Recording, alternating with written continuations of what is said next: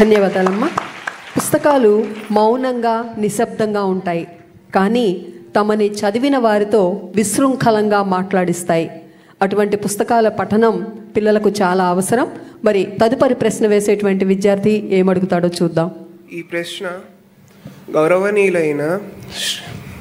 గౌరవనీయులైన విద్యాశాఖ మంత్రి శ్రీ నారా లోకేష్ గారికి.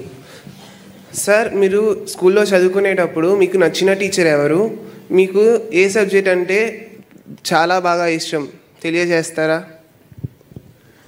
ఇప్పుడు ఉపాధ్యాయుల మధ్యన గొడవలు సృష్టించేటట్టున్నా స్వామి. ఎందుకంటే నేను ఈరోజు ఈ స్థాయికి వచ్చానంటే కేవలం ఒక్కరు కాదు, చాలామంది నన్ను చెక్కినవారు. దాంట్లో ప్రధానంగా చూస్తే మంజుల మేడం గారు అని ఉండేవారు స్కూల్లో. చాలా స్ట్రిక్ట్ మేడం. మాది అల్లరి బ్యాచ్. నా ప్రసంగాలు చూస్తుంటే మీకు తెలిసేది ఇప్పటికీ. మా అంతా ఒక అల్లరి బ్యాచ్. భారతీయ విద్యాభవన్లో చదివిన వాడిని. సో అందరికి ఒక ఎగ్జాంపుల్ చేయాలని నన్నే ఎక్కువ కొట్టేవారు. అది మా మంజుల మేడం గారు. సో ఇంట్లో మా అమ్మ ఎట్లనో స్కూల్లో మా మేడం గారు అలా వాయించేవారు. రెండోది స్కూల్కి వచ్చేగల రమాదేవి మేడం గారు.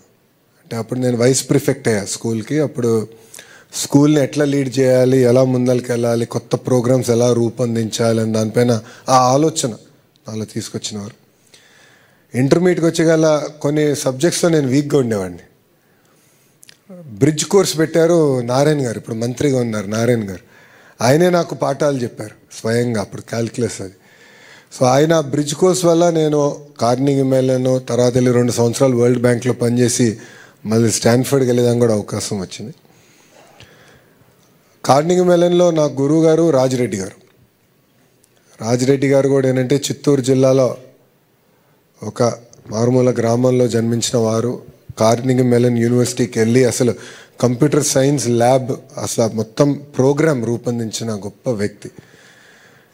మా తరంలో బహుశా నేను ఫస్ట్ పర్సన్ యూఎస్కి వెళ్ళింది చదువుకునేదానికి. సో నాకు పెద్ద గైడెన్స్ లేదు. అంటే కోర్స్ ఎలా తీసుకోవాలి, క్రెడిట్ సిస్టమ్ ఎలా ఉంటుంది అంత అవగాహన లేదు. అప్పుడు కార్నింగ్ మెల్లన్లో ఎక్కువ మంది భారతీయులు కూడా లేరు. ఇప్పుడంటే దండిగా ఉన్నారు. సో అప్పుడు నాకు రాజిరెడ్డి గారే గైడ్ చేశారు. సో మొదటి 2 సెమిస్టర్లు ఆయన గైడెన్స్ నేను చదువుకున్నా కనుకనే నేను సక్సెస్ఫుల్గా కాదు మంచి మార్కులతో పూర్తి చేసుకుని మళ్ళీ స్టాన్ఫర్డ్ వెళ్ళడానికి అవకాశం వచ్చింది.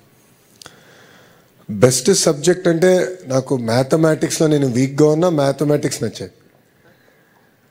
అది నన్ను ఆ వీక్నెస్ని నేను ఓవర్కమ్ అవ్వాలి. నాలో ఈ సబ్జెక్ట్లో నేను వీక్గా ఉన్నా దాన్ని నేను నేర్చుకోవాలి, దాన్ని అధిగమించుకుని ముందరికి వెళ్ళాలన్న ఆలోచన అప్పుడే పడింది. స్టాన్ఫర్డ్లో మాకు ఒక పెద్ద అవకాశం ఉండేది, గ్రేడ్స్ నాన్ డిస్క్లోజర్. అంటే స్టాన్ఫర్డ్ ఎంబీఏలో మీ గ్రేడ్స్ అంటే వచ్చిన మార్కులు మీరు ఎవరికి చెప్పాల్సిన అవసరం లేదు, ఇంక్లూడింగ్ కంపెనీ నుంచి ఎవరిని వచ్చి నేను హైర్ చేయాలంటే.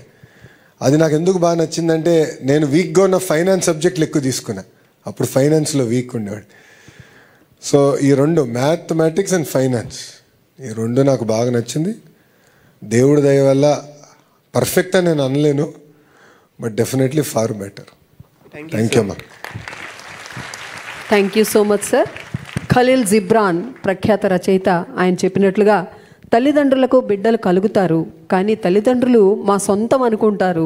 నిజానికి ఆ పిల్లలు ఈ జాతికి సొంతం.